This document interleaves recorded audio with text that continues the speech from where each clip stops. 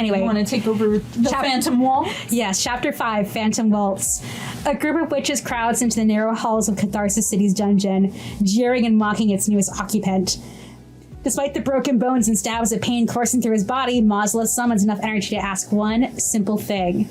Is that all you got? No matter. I won't hold back next time.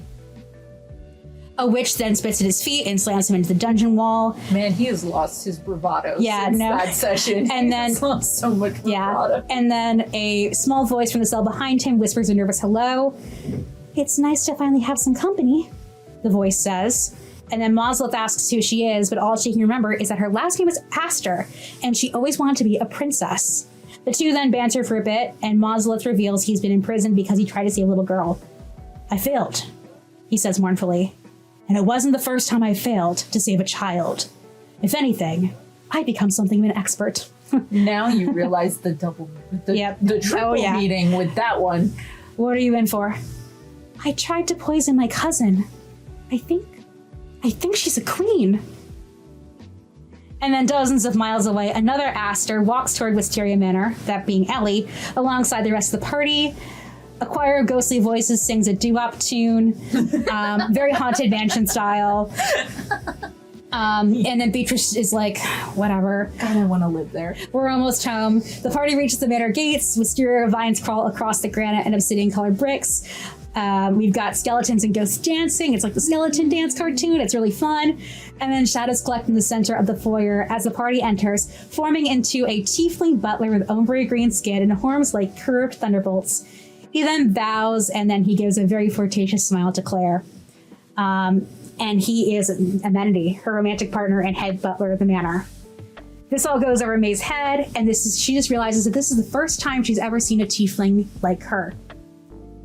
And that leads to a very sweet moment where she signs for just like me, and then Amenity scoops her up into his arms, and then he calls for another tiefling named Abel.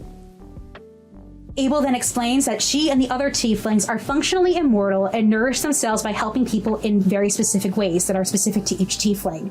She asks the party what kind of rooms they'd like, and everyone is very puzzled by Lilith's intense distaste for church architecture and stained glass windows. Oh, yes. Paris says it's not like the stained glass is going to come to life and try to kill you, but Lilith is like, I think it might. I think it might. That will become clear later as to why. Abel's whole, I don't want to say gimmick, but her thing is that you ask a request of her and she says, I am able, and then she fulfills it, right? Yes. You have to say, hey, can you do this for me? And she'll be like, if I am able, and she'll usually do it. Yeah. And if she performs it, she gets nutrients from helping you. It's super cool. So Abel makes these beautiful, beautiful rooms for the party, a lot from the aviary for Paris, a suite in the Manor's theater for Lilith, an observatory covered in paintings of planets and constellations for Ellie, and it needs some TLC. And then a greenhouse full of trees and moss and an array of creatures for Gwilla, and a lorikeet flies onto her head and lovingly pecks at the moss.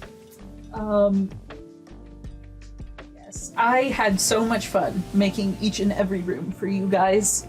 And that was cool too, because lorikeets are one of Milori's favorite birds. Milori plays Gwilla, and so that was just such a nice little detail.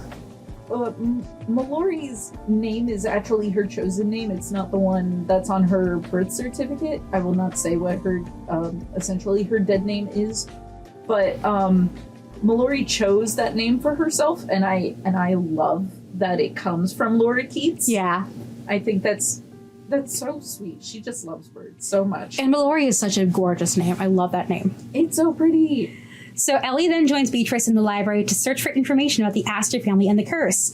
And at that point, the library stands a proud 3 stories tall, and a tall, handsome tiefling man with a hunchback and a passing resemblance to May leans over the books. Real quick, I just want to say, he's unconventionally handsome. Yes. I was going to say, I thought he was kind of weird looking. He's a little goofy, but like in a cute way. He's kind of unconventionally handsome, like in the same way that like Cillian Murphy is unconventionally handsome. I guess, maybe. Cillian Murphy's just hot. I'm sorry. Handsome. Okay, Benedict Cumberbatch then? I would say he's a little less... Adam Driver. You don't like Adam Driver? No, you don't like... he's really ugly. I'm sorry. I think you're thinking of Ezra Miller, right? No. No, Ezra Miller's attractive. person. Yeah, but Ezra Miller offers is also just awful. He's Be hot. hot And then Adam Driver's just ugly. So I'm sorry for the Kylo Ren fans out there. I don't understand the appeal. in any case, I'll just reread that in case we end up cutting that. He entered. No, we don't want Adam Driver to know what we really think of it. As the party settles in, Ellie joins Beatrice in the library to search for the information about the Aster family and the curse. The library stands a proud 3 stories tall, and a tall, intelligent-looking tiefling man with a hunchback and a passing resemblance to May leans over the books. He introduces himself as Archive, keeper of the Wisteria family library, and Ellie eagerly shakes his hand. Before he assists her on her shirts, Archive locates a locked journal belonging to Beatrice's grandfather. To her shock and dismay, only an Aster ring can unlock it. Good thing Ellie has the ring. Da, da, da, da, da. The journal opens, and we've got our plot hook, our little, thing. It reveals itself to be a necromancy curse book with an ornate centerfold map of Catharsis covered in runes. How many runes are there? Because I know that's changed. Let's see. So there's the one that was in Mosswood, Cerulean Falls, Dragon's Hearth, and now we're coming up on Lavender Fields. There's going to be one in Wheat Valley, and then there's going to be one in either between Scarlet Sands and the Coral Ridge. So that's 6, and then the 7th one will be in Catharsis City itself. So there's 7 runes. And only when all 7 are destroyed, the central rune at Catharsis Castle will be deactivated, and if the one who casts the runes is killed, the curse will be lifted. Yay! They also learned that the curse was related to the late Archfey Prospera, and is extraordinarily tricky to break. The fact that Prospera is an Archfey, but also that she's dead, It's kind of weird. because Archfey are not supposed to die like that. Yeah, so what's up? So Ellie realizes that she recognizes the name, and that's because centuries ago, Prospera led a cult of witches to destroy Catharsis City, only for a powerful wizard to turn the witches against their leader and kill her with a bunch of powerful eldritch blasts. Archive helps Ellie fill the gaps in the story. The witches, led by an Aster with mastery over all magic, were not only forgiven for treason by the royal family, but given noble titles and dominion over the major schools of magic in order to protect Catharsis. As the wizard, small world, his name is Mosalith, and he was hailed as a hero for centuries. Archive and Ellie then bond over their love of reading, studying, and library cataloging. Yay. I still think back on that moment where Mary Jo was like, oh yeah, in this section, right? And I had to be like, yeah, Mary Jo, I don't know anything about the Dewey Decimal System. Help me. And then our resident professional librarian was like, yep. librarian. Yes, Mary Jo is an actual librarian in real life. Yes. Yes. Now you know Yes. what she do. Meanwhile, Lilith realizes that she wants to talk to Claire about a couple things. She learns about how the armor that Claire has was once wreaked havoc on Mosswood. Was it sentient? So it was possessed. It was possessed by a malicious spirit and was essentially harming the citizens of Mosswood. And nobody could get it to fucking stop. Like they would defeat it, but it would always reassemble itself and come back for some reason. Yeah. And it wasn't until Claire essentially was like, come at me, bro, that Yeah, stopped. yeah. And that was because Claire is an undead. I have it here that she offered up her own soul, and that's how she was able to subdue it, Yep. So her soul is tied to the armor now. which is really cool, but also, Problematic. yep. And then Lilith is dancing around the fact that she's like, yeah, I like your ex-boyfriend. Is it cool? Like, is he cool? And I have written here, Claire jumps up and down in excitement. She's been waiting for something like this to happen for ages. Yes. And for her idol, Lilith Blackwood, to be the one who shows interest, she and Atticus have barely held hands, and Claire's already writing fan fiction about them in her head. Yes. So yeah, she's ecstatic. She's like, go for it, I'll be your wing woman. Yes. Yeah.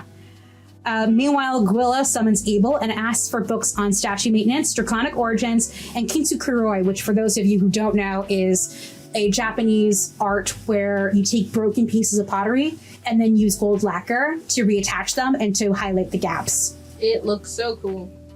Gwilla then makes way to the garden and vents to Pete Moss about how she hates her new body and she doesn't like the fact that she is so monstrous looking. She doesn't know her own strength. She's scared she's going to hurt people.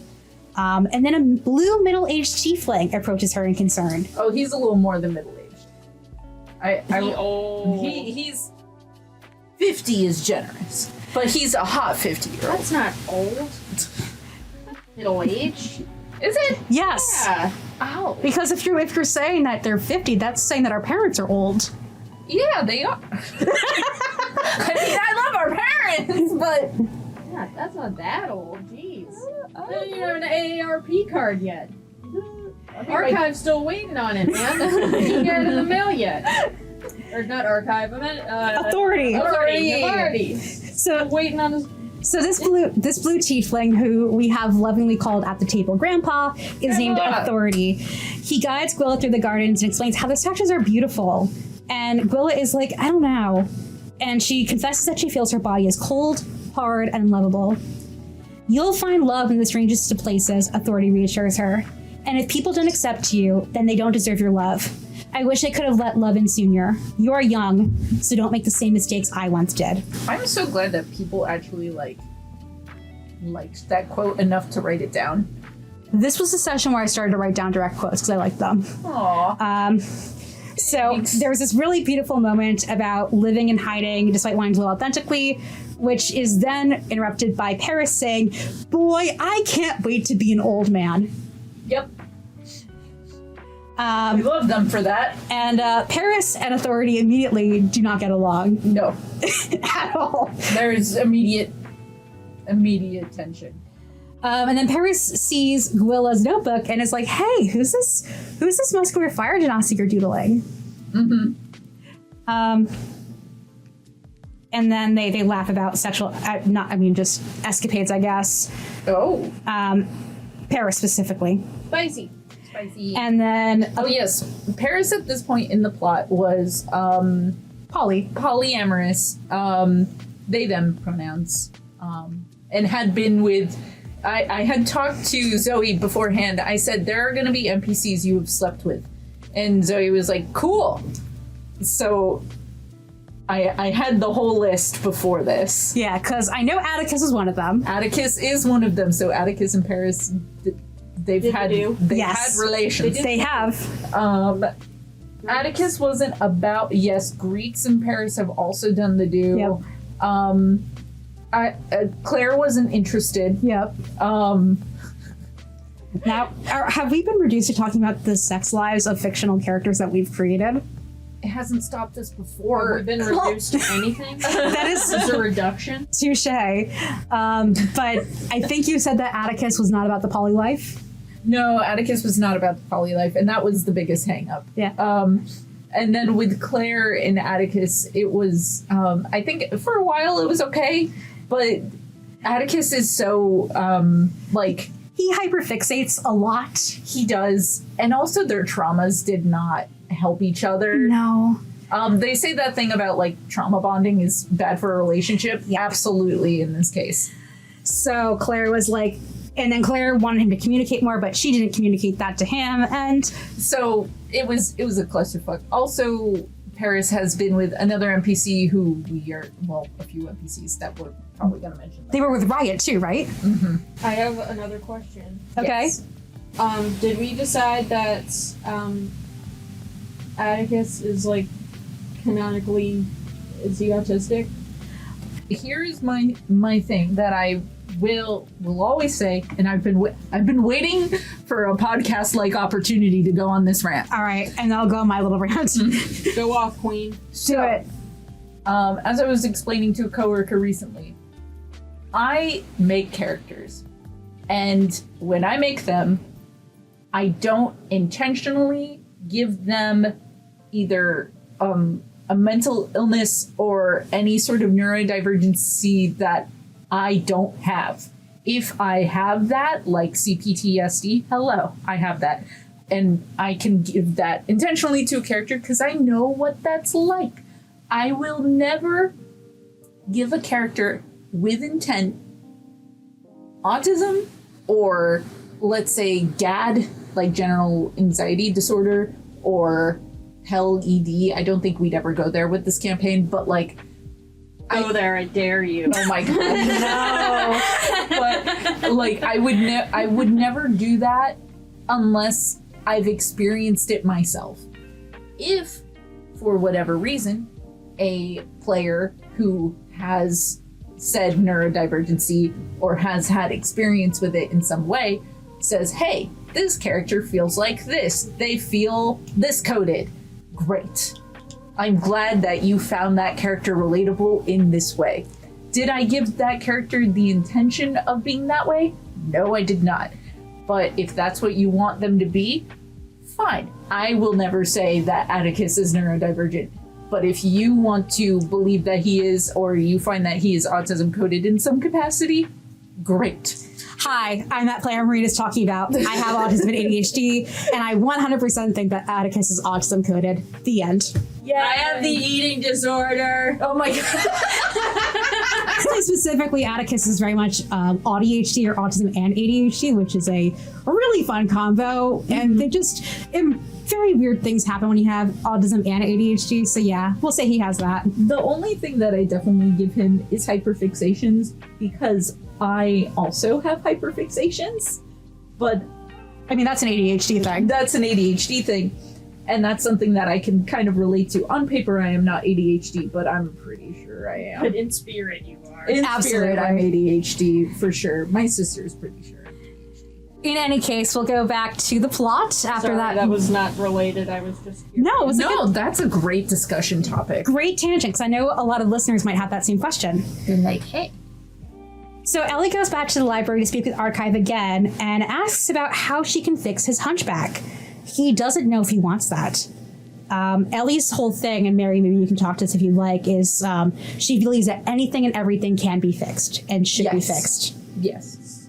Yes. So Ellie's father worked as a surgeon in Mosswood back in the day. And he was pretty renowned because he did not depend solely on magic to cure people. So he was much more sort of practical medicine rather than magical medicine.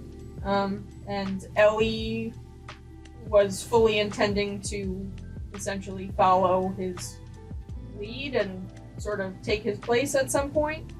Town doctor. Woo. Obviously that didn't happen, but yeah, that was the thing. So Ellie knows a lot about bodies and health and like practical medicine. Yes. Sometimes that is really good to have. Sometimes it can be more of a hindrance than a help. Also, Ellie just doesn't have great bedside manner. That was something that she struggled with. She's in very life. honest, and I Yes. love it. I do too. She's gonna tell you how it is and doesn't really care what you think of it. And she was working on that, but things changed. Yep. So then Ellie asks about why all the servants are tieflings, and Archive explains that it's a byproduct of centuries of discrimination and enslavement. When many were left homeless after the curse was cast, the late Lady Wisteria took them in as servants so that they had a place to live. Ellie still doesn't love this response, and something about it unsettles her, but she drops the topic because she's feeling really insecure about herself. As Ellie admits to Archive, she feels unremarkable at best and doubts if she should have been resurrected at all, much less tasked with breaking the curse and saving the world. This is something she continues to struggle with, I think, throughout the campaign, which I love to see. Yeah, Yes. we love flawed characters. Oh boy. Archive immediately challenges her, and he says, "I've only known you briefly, and yet I know you're plenty interesting." She blushes and gives him a consensual hug. Yay! I'm going to buzz through this. The party regroups at the dining hall. Paris doesn't like the wisteria mead very much. Beatrice looks at the map, and Ellie mentions the story of Prospera and Mosalith offhandedly. Gwilla pales, and then holds up a drawing that she made of her father. And Gwilla's a really great artist, so Yes. it looks very much like her father. At which point May signs, "That's the man who saved me." She leaps up from the table, and chaos engulfs the room. Gwilla has no idea how to process the fact her father is alive when she thought he was dead. Lilith realizes that Zephyr's bond with Prospera means that their quest for freedom was history intentionally repeating himself, and that all the warlocks may have been pawns in a much larger conflict. The party panics, comforts each other, until Beatrice raises a hand and lays out the stakes. If the curse is lifted, those reborn as a result of it will die.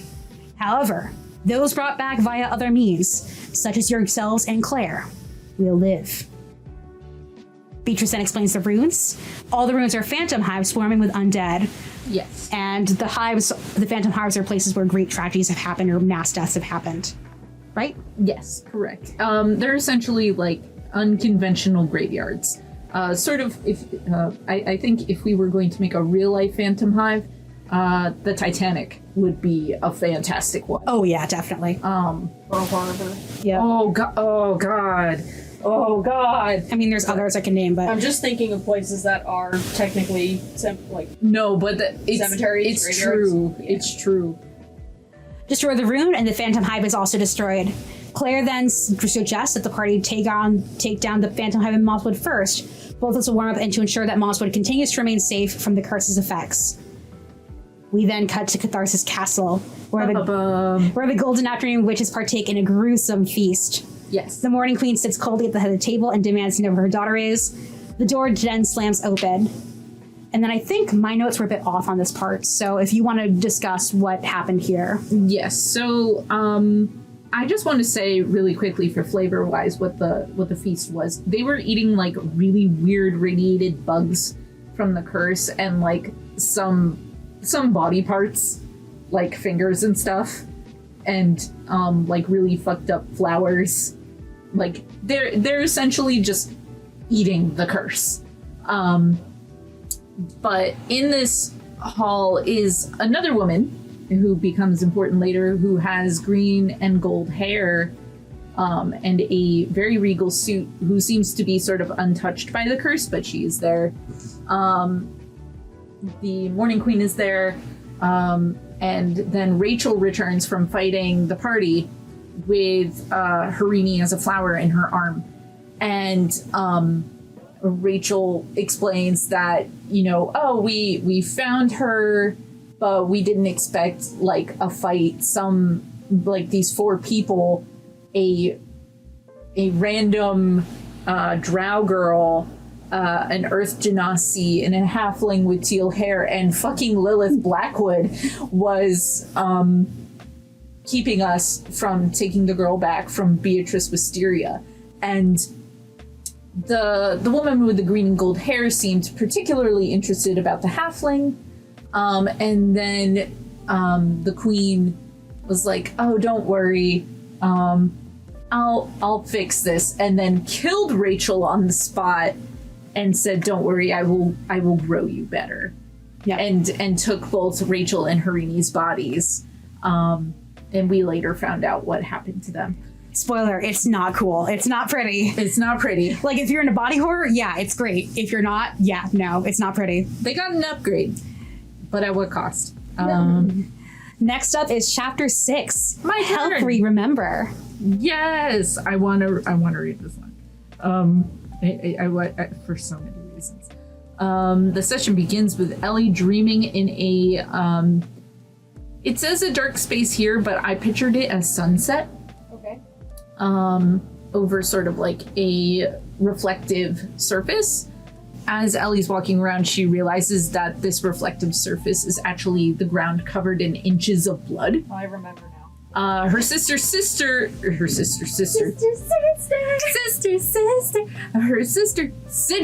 appears to her and hands her a marble, then tells her to remind me who I am in the waking world before sinking into bloody darkness.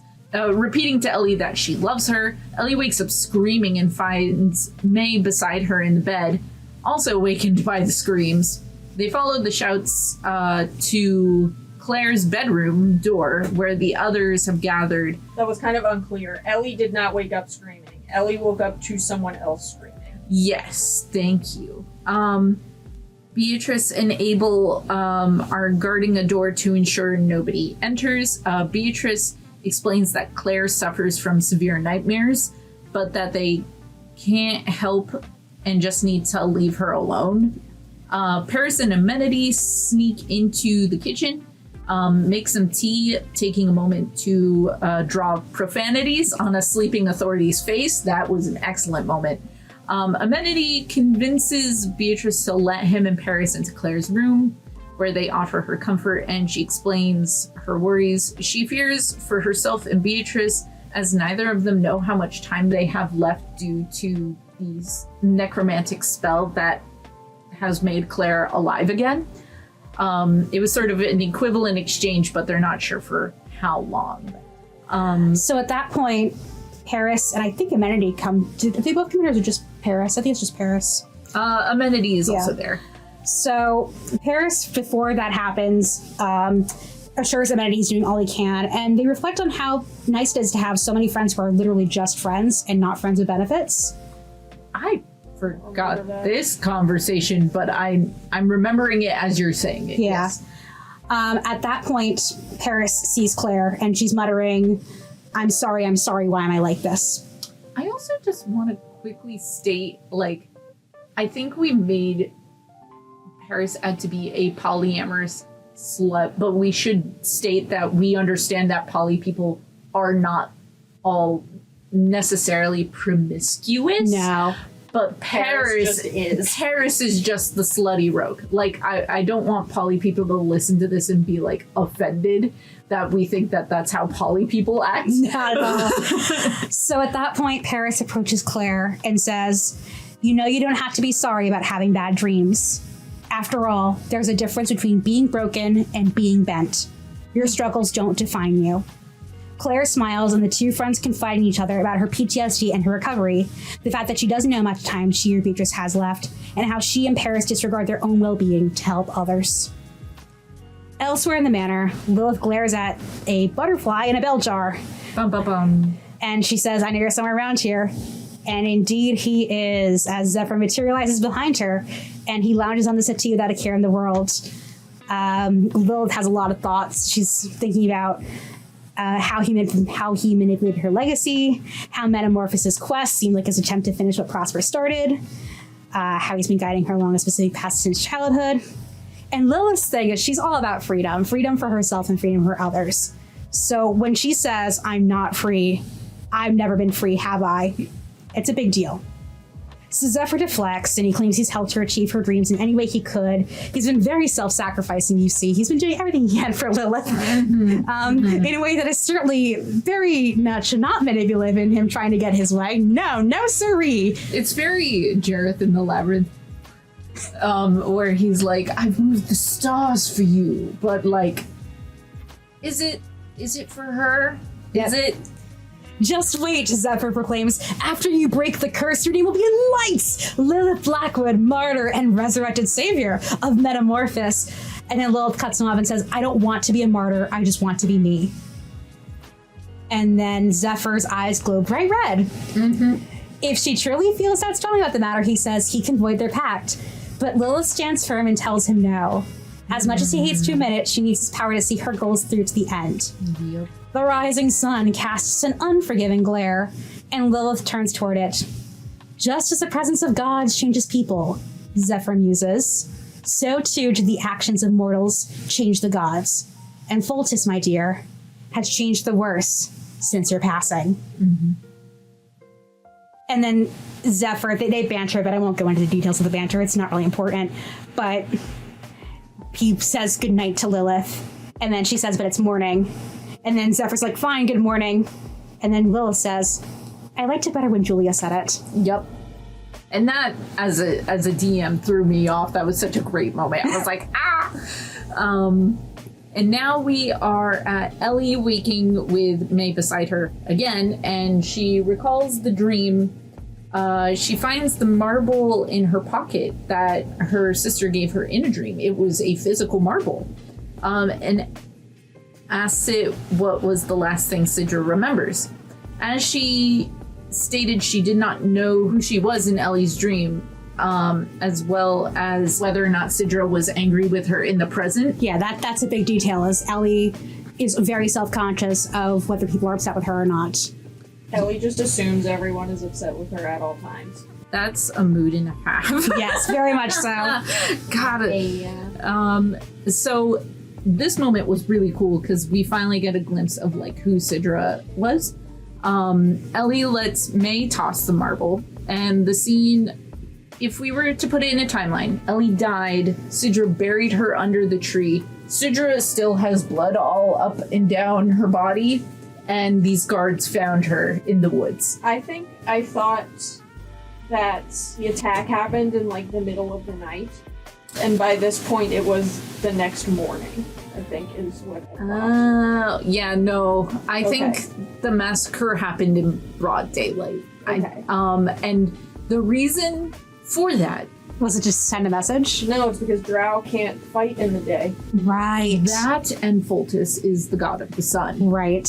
So it was literally... It's sort of like picking on the Fire Nation during the eclipse. Yeah. Very much. Our God is watching us. Our God blesses us this day. And you're weak now, so fuck you. Yeah. Really grisly stuff. So, drow corpses litter Mosswood streets. They are taken away in carts and being burned. Ellie spots her own arm in front of her house. As well as the mushroom and frog folk cowering in fear. May covers her eyes, and Ellie encourages her to keep being brave. Ellie watches a young drow boy being captured by Kingsmen, who tell him to come quietly. Sidra is spotted at the same time and is also grabbed but struggles. She expresses her anger at the situation, which Ellie interprets as Sidra being mad at her for leaving, rather than just being mad at the situation. But I love that character moment because that says so much about Ellie. The boy offers Sidra comfort, and she goes more willingly because of this boy. And the vision ends with the view on the Aster signet ring that Sidra is now realizing is in her pocket, and she's not sure how it got there. Because I think the boy looked into it, right? Yeah, the boy said there's something shiny in your pocket. The other thing to note, and normally this is like a kind of an inconsequential detail, but it is plot relevant because it helps us realize who this character is when we meet him later in the campaign. He's got purple vitiglio patches. Is that how you say it? Oh, is it vitiglio or is it vitiligo? Vitiligo, right? That's how I say it. Vitiligo. Well, regardless, he has purple patches on his skin. Somebody correct us if they know for sure. Yes. Yeah. And the rest of his skin is... very, very pale parchment colored. And his eyes are sort of this arcane lavender, which is mostly attributed to drow. So it is obvious that this boy is a half drow. Yes. And perhaps half human. Ellie believes Sidra is angry with her after this memory marble and openly cries for the first time in front of anyone. Oh my gosh. Did I even explain memory marbles? I don't think you did. Fuck. Okay. Well, Sammy Bryan explained that there are these things called memory marbles. They look like regular marbles, but only people who have died can see them. This means people who have died and come back to life, like the party and Claire. It also means people who came back to life because of the curse. Yes. Like some other characters who are introduced later in this book. Yes. Memory marbles are a mechanic that I created for the game, where if you have a certain amount, you can roll, I think it's a wisdom saving throw or a constitution saving throw. I can't remember. It's one or the other. Where you ask the marbles a question, and it might give you a memory that answers that question. However, there are colored memory marbles that are very specific to certain characters and people. And those ones guarantee that you're going to get an answer specifically from that person's perspective.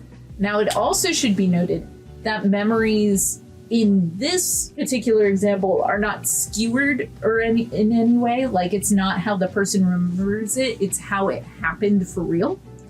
Oh yeah, I remember I asked that. And it was an excellent question.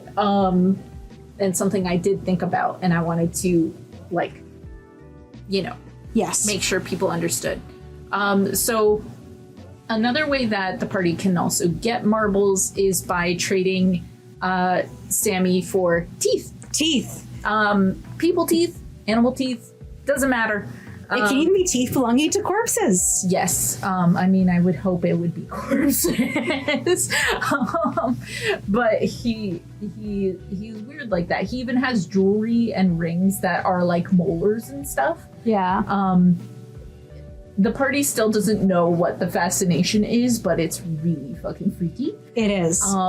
For those of you who've played Alice Madness Returns, that's where I got the inspiration for that, because I love that game so much. But I also created an in-world reason. It's not just nonsensical. Yeah. So is that the Memory Marble explanation? Can we move on? Yes, I'll read the next part because I think it's technically... I think I'm technically reading this bit. Yeah. Everyone regroups at breakfast, noting Claire's absence. Even so, they joke about the drawing on Authority's face. Ellie expresses concern that Archive is not joining them for the meal and is told he enjoys his solitude, but Ellie is not convinced and heads to the library. Claire arrives and Lilith explains her interaction with Zephyr the night before, expressing concern about his remarks about Foltis and that most of them are now undead. Claire notes many of them are undead, utterly fanatical in a way that is different from the worshippers of old. Yes. And some Kingsmen bear the surname Brownstone. Which Lilith is like, I'd rather forget I was ever associated with that name. Yep. Let's forget about that. Moving on. And I don't think even the party knows yet. They don't. It happens midway through.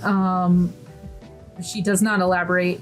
Lilith explains that she wasn't really the figurehead of Metamorphosis. Zephyr was, which is true and untrue. Yeah. I think Lilith was the figurehead for the mortals, but like all of those warlocks followed Zephyr. Right. And Paris suggests that Zephyr was behind her death and used it to rally the troops, to which... Well, first, Paris says that it reminds them of a toxic ex. Yes, that too.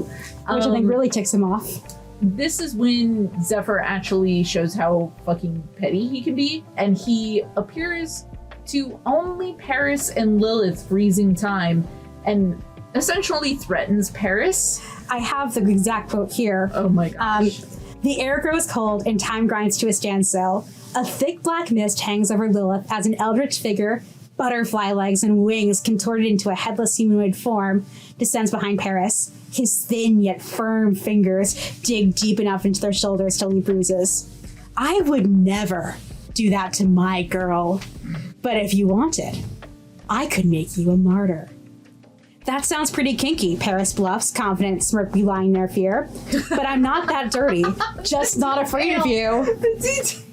Zephyr flinches and tightens his grip in anger. In an instant, Lilith begins to sing to try to placate her very angry warlock patron. It works.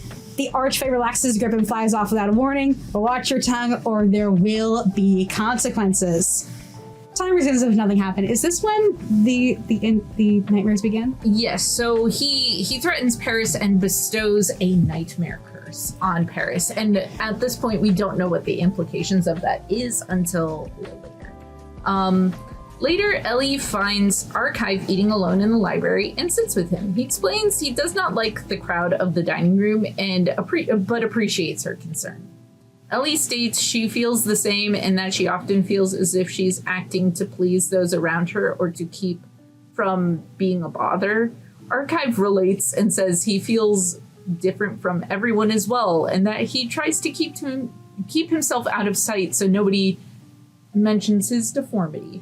And Ellie is... To which Ellie says, but you have such a nice face. Right. And he says that tieflings can be summoned if you call for them, and he tells her to summon him to recite whenever she wants or to share random thoughts under the moonlight. He then wishes her to be safe. I don't remember the end of the moonlight part. I don't know. Did I add that just to make things more romantic? I think you did. Yeah. But you know what? Ellie and Archive are ace. Yeah. It's platonic. They're stargazing. Ellie loves the stars. This is true. Well, it's not Well, at this point, it's platonic. Yes. But You know what I mean. So they're ace but romantic. very much so. So he hands her several playbills from the Mosswood Theater to aid her on her quest to destroy the Phantom Hide, sends her off, and they both realize that they make each other's hearts happy. Yeah. And that's the end of that session. If you want to read the next one, you may. Let's do it. Chapter 7, Requiem for the Great Oak Theater. Woo! We've got Mr. Chanterelle, a jolly mushroom folk man, and his frog folk companion walk home. The sun is setting, it's a beautiful day, and absolutely nothing is going to go wrong tonight, I'm sure. They engage in a very animated conversation, and without warning, the frog folk halts. All is still, save for the lingering notes of a song carried on the wind. Chanterelle glances over. The frog folk blinks back with glossed over eyes and hobbles into the Great Oak Amphitheater, past a lot of keep out signs. Chanterelle can't hear the song from inside, but he follows anyway out of concern for his friend. Unfortunately, swarms of undead bodies adorned in old costumes limp about in a crudely choreographed dance, the burned tree at the center of the amphitheater casting faint shadows onto their faces. As Chanterelle wades through skulls and decapitated heads, he looks up to see the star of tonight's performance, turning towards his frog folk friend. She sings a ballad, and of a worm that must be fed, of her need for someone to finally tell her who she is. Ah, another audience volunteer. Maybe you'll be different. In one fluid motion, she decapitates the frog folk and tosses his body aside to try on his head. No, you're not the one. Chanterelle's eyes lock onto those of his friend one final time as the latter's head lands with a dull thud. He runs. I think it's important to note that Chanterelle was not spellbound because he and all the mushroom folk are deaf. Yes. We then learn what happened 85 years prior when the Great Oak Theater put on a performance of The Hallowed Prince, which was a satirical jab at Cadmus, the King of Hallows, and the young tiefling next in line for the throne. A man in an ornate magic cloak stands in the back of the theater with his 19-year-old human presenting word Gwilla. She's a bit nervous, and then several dozen feet away, Gilead Aster, Ellie's father, flips through the playbill and proudly points out all people he knows to his wife. His daughter... This is my friend, and that's my friend, and that's my friend. His daughter, Sidra, attempts to join him, but she's trapped in a one-sided conversation that's just obnoxious with this obnoxious man. Ellie bluntly butts in and says, "We're getting food," which allows them to escape. At which point... Sidra's very grateful. She's like, thank you. More specifically, she says, "Ellie, I hope that when you get to be my age, you won't have the urge to rip off your own face." Foreshadowing? Foreshadowing. Is it? Sidra then tells her to love yourself and don't feel pressured by creeps like him to be someone you're not. I'll put it... I'll set the record straight. It was absolutely foreshadowing. Oh, absolutely. Yes. At that point, the orchestra begins to play, and Val is tapped on the shoulder, and then Gwilla follows them both. And a middle-aged drow woman waltzes forward, and she gives a big speech about people struggling in the Underdark, and how if you don't want to get offended, you've come to the wrong show. Mm-hmm. And then at that point, the drow woman leaves the stage and discusses something with Val. Her name is Yvonne. Yes. They're talking about a tunnel, and they also debate about what the kid will do when his father dies, presumably Cadmus. For a split second, Gwilla wonders if the drow woman is planning to assassinate the prince, but her father is clearly against whatever she's proposing. Fine then, the woman says. I suppose I'll know who to thank when the drow blood spills. At that point, Gwilla goes back to avoid her father's gaze, and then Val's like, "We're leaving." Mm-hmm. And then the very end of the scene, an actor clad in a cartoonish devil mask says, "And now to decide, will I become my father's son?" Meanwhile, we cut back to the present day, present time, where they're all in the amphitheater. Gwilla and Lilith are walking to the perimeter for the theater, investigating every nook and cranny they can find. Paris tries to immobilize some of the bodies that will come to life that night, but Ellie is lingering away from the party, even though Lilith is trying to get her to help with deciphering constellations on a painted backdrop. Ellie looks at the playbills that Arcad gave her, and then to the burned tree, and then she throws the playbills onto the ground and asks, why does everything have to get wrecked? Even the tree, even the tree. She casts Druidcraft on the ground, and the energy courses through the roots of the tree and up, up, up until it hits a roadblock near the top. And in the blink of an eye, Ellie turns into a squirrel, and she scampers up the tree with the rest of the party in pursuit. Paris follows behind, climbing the tree. I love that you all tried to climb the tree just to investigate this one thing. Finally, Ellie reaches the top of the tree, sees the rune carved into the bark, and she collapses onto a branch and physically exhausted and mentally broken. Paris reaches the top and tells Ellie that she doesn't have to explain her feelings now, but that they are there for her no matter what. And then Ellie snuggles into Paris's cloak as a squirrel, and they descend down the tree. Later, while walking, Ellie runs out of squirrel juice and becomes an elf again, but is still in Paris's hood. And Paris is half of Ellie's size, Yes. so it's a very funny image. It was so funny. Oh my god. Meanwhile, the party splits off to attend to various bits of business, and so Paris and Lilith head to the steam-powered Snapdragon Because of course they do.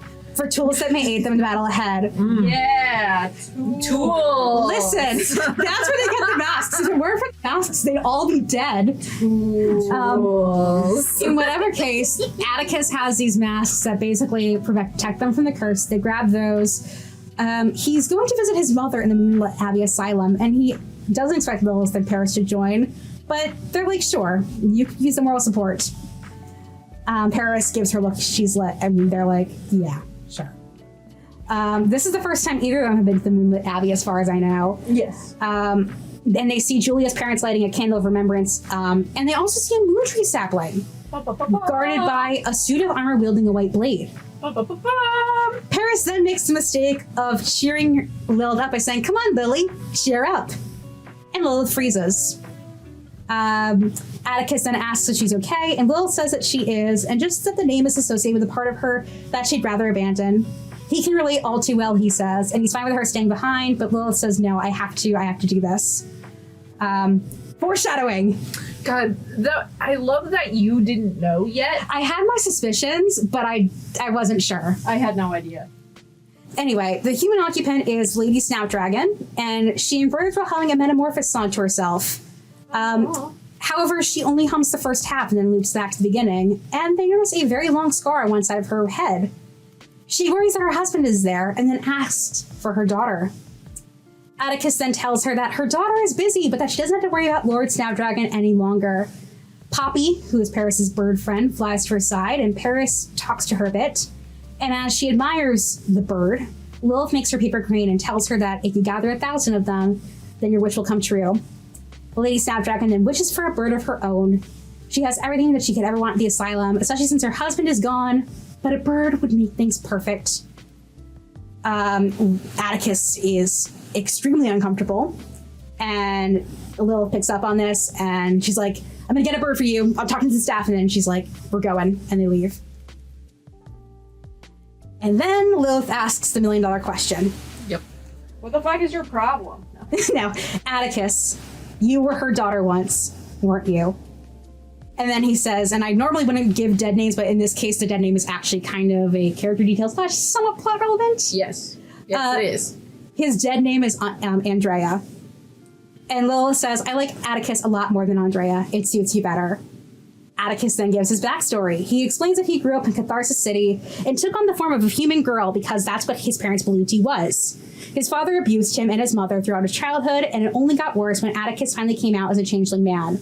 Though he eventually escaped, he was unable to stop his mother from being lobotomized by his father, and only with Beatrice's assistance was he able to help his mother flee the Snapdragon estate. Lilith, You mean Claire's assistant? yeah. Claire's assistance. That's important. Very important. So it's Claire's assistance that he's able to escape. Also, I just want to clarify, he was not born a male changeling, he was born a female changeling, though I know in D&D canon changelings don't technically have gender. His body shape was feminine presenting, and he did not that did not match who he was. So he explains that he maintains this form of a more masculine changeling because it's who he is, but it is very strenuous, and he would like to at some point get some sort of affirmative surgery to be his true self. So they both say, I'm glad that you can live authentically as you, and I'm thankful that none of this changes how some people feel about me. And then they walk back to see the Snapdragon. Then Gwilla and Ellie show up, and my notes on this are a little sparse. Ellie and Gwilla went to Jar Joy's to pick up the telescope case that Ellie commissioned from Waltz, and was surprised to find that Wick was already talking to Waltz. They conversed briefly, and Waltz says, you don't have to pay for the telescope case, and Ellie's like, oh, are you sure? And he's like, yeah. And I just want to say, at this point, as the DM, I already knew what I wanted to have happen to Waltz, and I wanted you all to feel bad. I want to know if you would have done the same thing if he were a love interest. No. Well, I would have still had him be cursed, but I wouldn't have made More him... like Val cursed? Yeah, more cognizant rather than what he currently is. So we're jumping ahead a bit here. I'm but, sorry, I figured you just cut that out. Oh no, I'm sorry because I mentioned this. I am apologizing to the audience. That was not to you.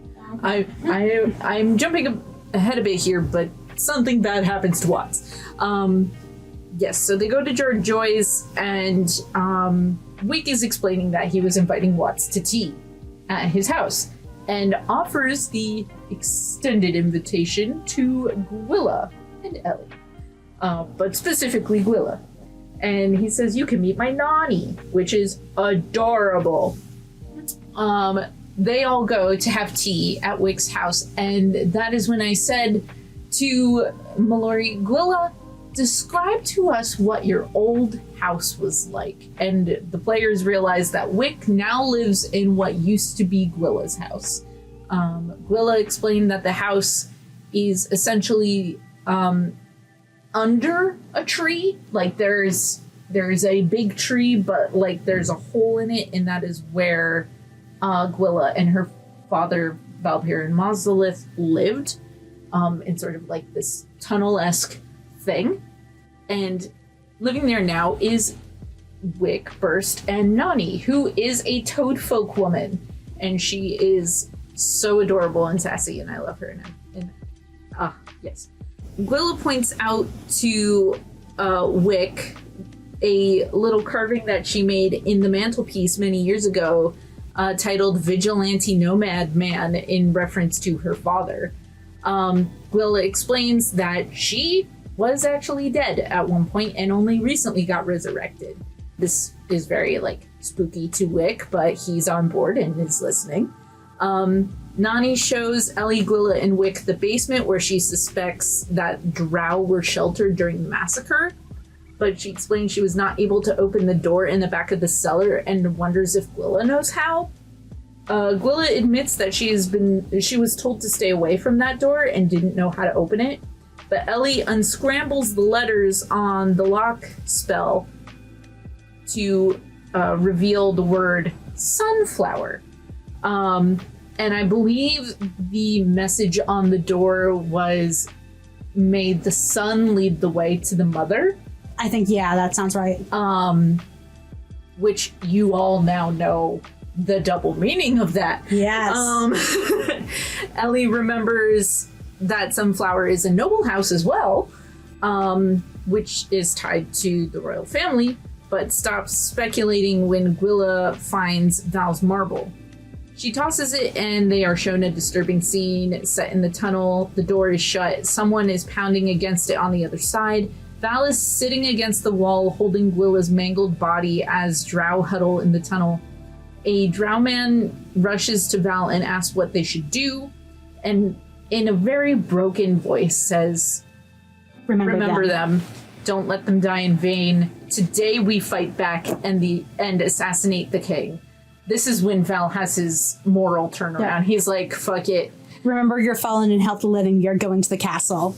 The entire crowd begins to go down the tunnel, which Gwilla and Ellie understand now goes to Catharsis City. The vision ends and Gwilla drops to her knees and cries out. Wick offers comfort as Ellie and Nani retreat upstairs, rightfully deciding that it is best to give them a moment. The session ends with Gwilla and Wick returning to the main level of the house, And Watsonberg has arrived and offers Gwilla tea her father used to make her.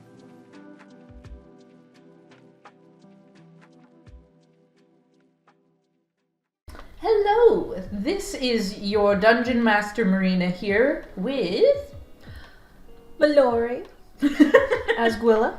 We are about to read to you what we like to call loose threads, which is sometimes, it's only happened twice so far. I will text message, like sort of role play with my players with scenes that we couldn't do in person in a session because of time constraints, but hopefully this will sort of wrap up important parts that I think some of our players haven't even heard before. I think it's just been you and me. And I would say they're probably pinnacle to the character's growth and development. Especially these two. I think. Their relationship was a little dependent on this moment.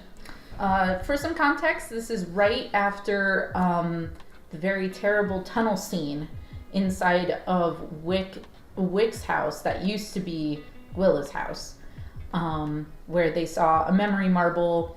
Gwilla saw her corpse in the hands of her father before he started essentially revolutionizing the Drow to go back and take back Catharsis City. It's great, you know? It's great to see yourself dead, you know? Oh yeah. Very fun. Especially when your friends and your future boyfriend's there. Super great. Tasty. Wait, no. Tasty? I have a bubble tea next to me. It's just on the brain. Okay. Well, we start with a strawberry. So that's tasty. Dressed in dew, dangling, and ready to drop, the herb garden, despite a lack of sunshine from Mosswood's overcast weather, is rather bountiful. Strawberries, blueberries, white sage, basil, and parsley were just the basics. There are stick supports to help hold up the plants as they grow, and there is a stool that Nani, the toadfolk, that raised Wick and his brother Burse, uses to support herself while she's out here. But right now, she's tucked inside with Watsonberg, Ellie, and Wick. Gwilla has entered the garden alone. Much happened in the tunnel, and seeing your own corpse is no easy thing. Wick has approached the doorway, looking out to the herb garden toward Gwilla. Concern furrows his brows before he musters a wry smile. His thick feet pad across the soft ground. He rests an arm on the fence, looking in at her. The strawberries are ripe right now. Should you like one?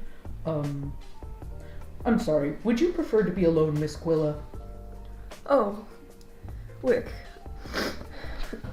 No, I don't. I'm struggling to gather my thoughts at the moment.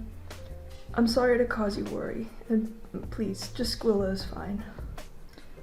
Wick steps closer, undoing the wooden latch and entering the garden, but he leaves comfortable space between them.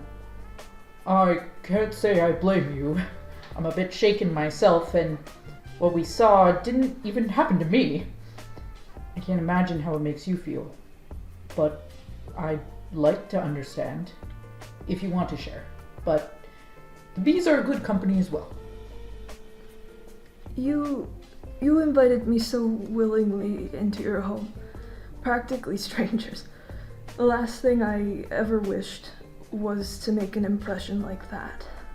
You didn't deserve that in your home. Well, if you thought that was bad, you should meet my brother. I swear he ruins first impressions on purpose. And for the record, my impression of you is far from ruined. It's sweet that you have your brother, even if he acts that way. I imagine it was still hard for you both when you were younger. I suppose our situations were not too different.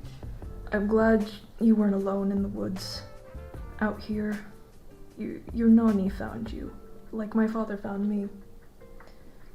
Things weren't always easy, but we were more fortunate than most. For that I'm grateful, especially for Nani. How old were you when he found you? I was left here as a baby. The forest raised me, till I was at least 4 years old. Then my father found me one day. I remember he offered me his hand. I was confused by this gesture, being a feral child, so I spit a bunch of acorns onto his hand and smiled at him. Now I see that no matter how close I thought we were, he just couldn't stop lying to me. I could have helped him. Instead, I got myself killed protecting him, and I only caused him more pain in the end. I don't know your father, and I don't know if he was a good or a bad one. But I know that he must love you very much. I'm sorry he wasn't always open with you. That must have been very frustrating. Maybe at the time he thought it was the right thing, but clearly it's done you a disservice, and I'm sorry. He was the best father. I will never not love him. I plan to find him again so we can be a family once more. One that doesn't hide from everyone else. And we are. We are going to stop this sickness, Wick. I'll see you all freed before the end. Pause for page turn. Wick looks like he wants to take her hand to comfort her, but offers her a strawberry instead, taking one himself. Gwilla looks at the offer and smiles, accepting it. Thank you. She takes a bite. That is grown with care. Excuse me. I can taste it. She takes his hand. And you don't have to hesitate. I trust you. Wick blushes at her touch, the flame of his man bun wavering a little. It's not polite without asking first, especially to a lady. But that's very kind of you, and I will try to be worthy of that trust. Thank you for being so kind to me, Wick, and for listening. It means more than you know. May I ask for another hug? It was nice before, and it's been a while since anyone has really given me one. Wick, without waiting, opens his bear-like arms to her. You will find that I am big on hugs. Maybe with time, I can be big on hugs too. And she hugs him back fiercely.